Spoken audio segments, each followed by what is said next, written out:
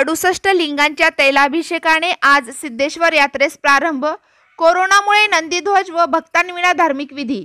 महाराष्ट्रासह कर्नाटक, आंध्र प्रदेशपर्यंत कीर्ती असलेल्या ग्रामदैवत शिवयोगी श्री सिद्ध रामेश्वरमच्या यात्रेला सर्व धार्मिक विधी संक्षिप्त स्वरूपात शासनाने ठरवून दिलेल्या कोरोनाच्या नियमावलीनुसार पार पडल्या असून पुजारी, मानकरी, नंदीध्वजधारक यांच्या प्रातिनिधिक स्वरूपातील उपस्थितीत श्री सिद्ध रामेश्वरम यांनी स्थापन केलेल्या 68 लिंगांना मोठ्या उत्साहात व भक्तिभावाने तैलाभिषेक सुरुवात झाली आहे।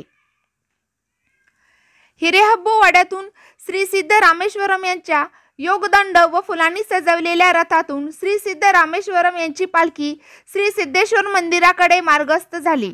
दरवर्षीप्रमाणे भक्तगण पारंपरिक वाद्य, भक्तिगीते यामध्ये असणार नाहीत। बग्गीमध्ये 6 मानकरी व दुसऱ्या वाहनामध्ये पूजेसाठी 15 सेवेकरी आहेत।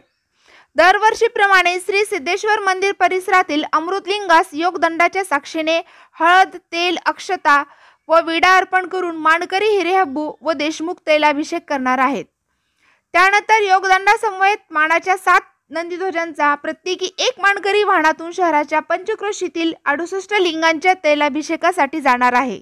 आज दिनांक 12 यात्रेची पहिली दिवस हिरेहब्बू वाड्यातील यात्रा ही संस्थेचे मल्लिकार्जुन शिवाचार्य यांच्या हस्ते पूजा करून सुरू करण्यात येत आहे।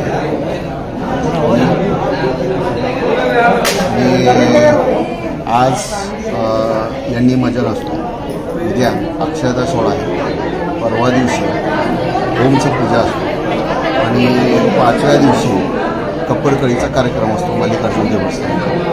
आणि ह्या वर्षी कोविडच्या प्रभावाने जे संकट पुरा जगावर आलेलं आहे त्याच्यामुळं कमीत कमी